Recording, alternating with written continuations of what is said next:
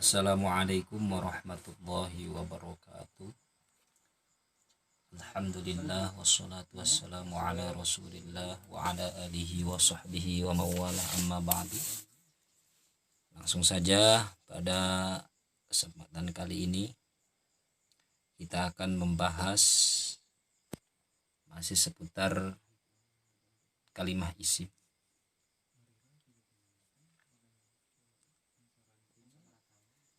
Dengan judul An-Nakiratu wal Ma'rifatu. Bisa dilihat di dalam catatannya halaman 9. An-Nakiratu wal Ma'rifatu, membahas tentang isim nakiroh dan isim ma'rifat.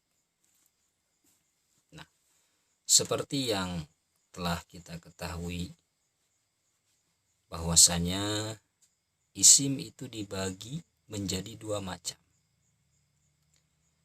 Yang pertama ada isim nakiro, yang kedua ada isim ma'rifat.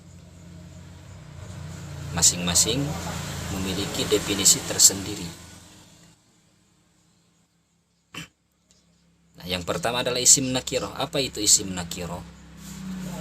Nah, yang dimaksud dengan isim nakiro adalah isim yang menunjukkan makna tak tentu, ataupun lebih jelasnya isim yang bermakna umum, yang mana biasanya ciri daripada isim nakiro adalah menerimanya tanwin dan tidak diawali dengan huruf alif lam ataupun al.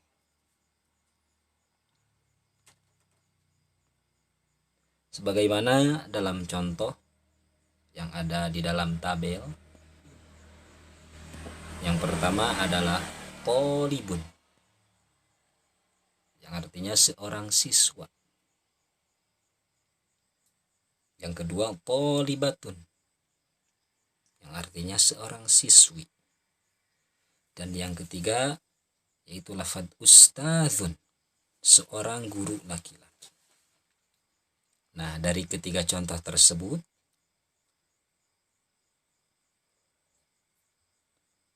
yang mana gitunya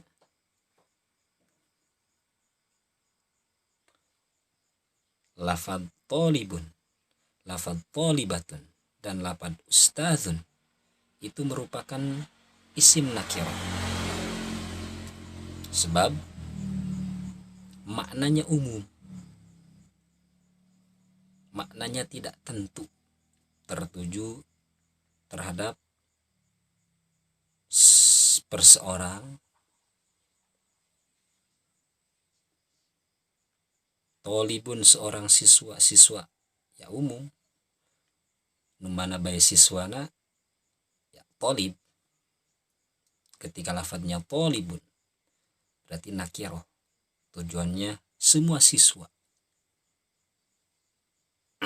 Begitupun lafadz tolibatun, seorang siswi, siswi muslimin, siswi cililin, siswi cijenuk, semuanya tercakup, umum maknanya. Begitupun lafadz ustadzun, seorang guru laki-laki, umum, guru laki-laki SMA muslimin, guru laki-laki SMP muslimin, umum, tidak tentu. Berarti lafaz-lafaz tersebut itu adalah nakiroh, sebab menunjukkan makna umum dan sesuai dengan kategori yang tadi, diantaranya diakhiri dengan tanwin dan tidak ada alif lam.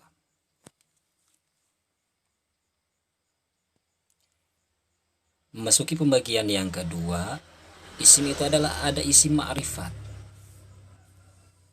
Apa itu isim ma'rifat? Yaitu kebalikannya daripada isim nakiroh.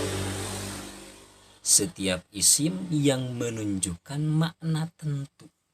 Kalau tadi isim nakiroh, isim yang menunjukkan makna tidak tentu. Kalau ma'rifat setiap isim yang menunjukkan makna tertentu. Biasanya cirinya adalah diawali alif lam, ada alif lamnya ataupun ada al. Maka ketika ada al isim, maka itu ma'rifat. Untuk lebih jelas kita lihat contoh di dalam tabel yang ada di bawah. Yang pertama adalah lafadz at-thalibu, siswa itu. Yang kedua at-thalibatu, siswi itu. Yang ketiga lafadz al-ustadzu, yaitu guru laki-laki itu. Ketiga contoh tersebut termasuk isim ma'rifat. Karena pertama maknanya tentu, siswa itu dikarenakan sudah ada alif lam. Yang kedua dikarenakan ada alif lam di awal. Lafadz at-thalibu al-ma'rifat, at-thalibatu al-ma'rifat, al-ustadzu al-ma'rifat. Alasannya yang pertama karena maknanya tentu, yang kedua diawali alif lam. Nah, adapun perbedaan. Bedanya tadi tolibun apa sih sama at-tolibu? Ya gitu. Dikarenakan tadi sudah saya katakan cirinya cuman kalau di isim nakiro tadi ada tanwin, tidak ada alif lam. Kalau di dalam al-ma'rifah ada alif lam, tidak ada tanwin. Di samping maknanya umum dan dia tidak umum.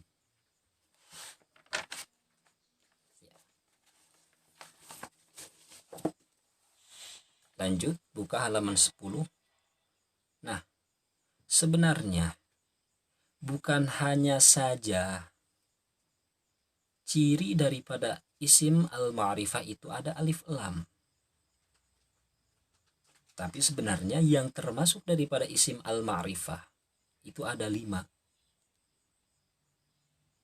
Kalau tadi disebutkan biasanya ciri daripada isim al-ma'rifah itu diawali alif lam.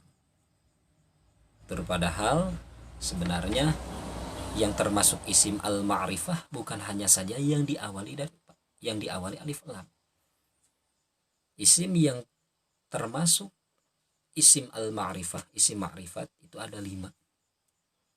Yang pertama seperti yang tadi saya sampaikan, yang pertama adalah setiap isim yang diawali oleh alif lam ataupun al.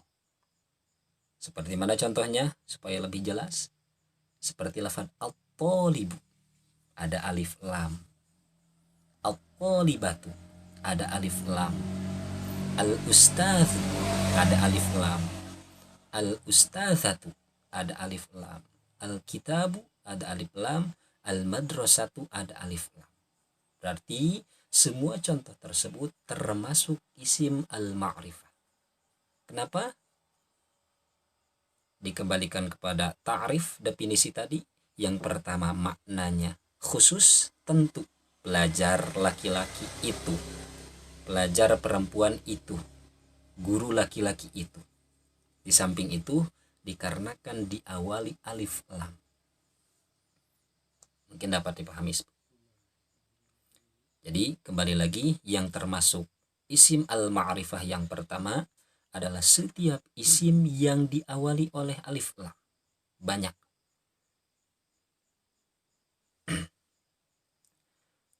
Adapun yang kedua, yang termasuk daripada isim al-ma'rifah adalah ismul alam ataupun isim yang menunjukkan arti nama.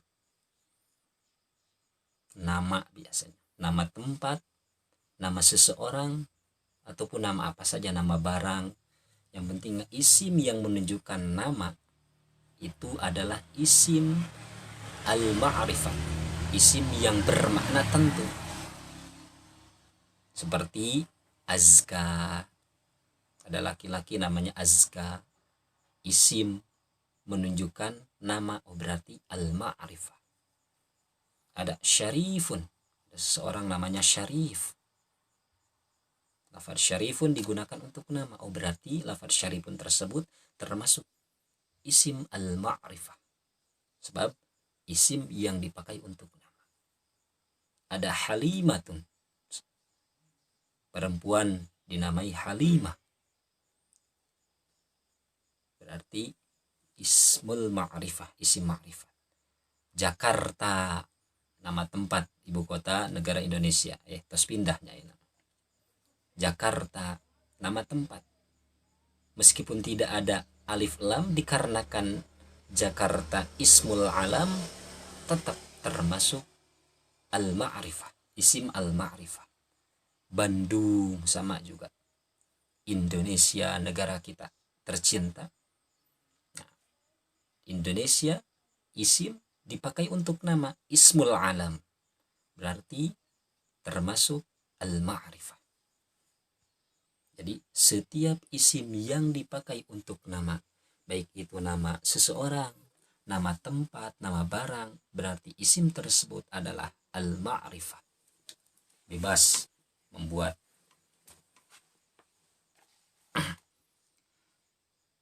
Adapun yang ketiga, yang termasuk daripada isim al-ma'rifah adalah ismul isyarah, kata tunjuk, kata yang dipakai untuk nunjuk.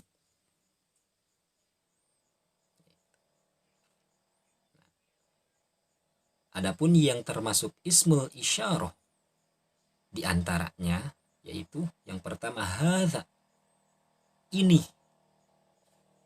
biasanya dipakai untuk menunjukkan yang muzakkar, laki-laki. Hadza misalkan menunjukkan kepada siswa laki-laki. Hadza, ini, tentu kan maknanya ini, kata tunjuk, berarti lafaz hadza ismul isyarah, termasuk isim yang ma'rifat, maknanya tentu. Hadhihi, ini, dipakai untuk menunjukkan wanita.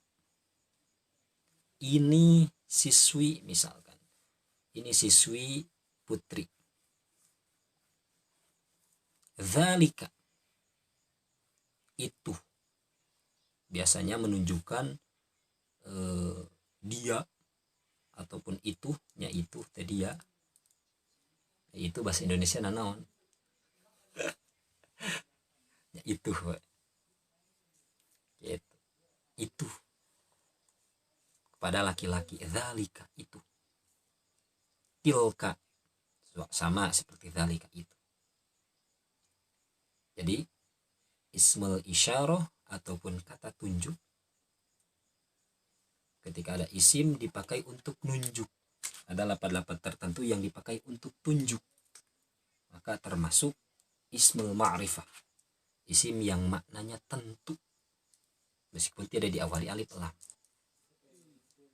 Ya, demikianlah untuk pembahasan kali ini, pembahasan seputar ismun nakirah dan ismul ma'rifah.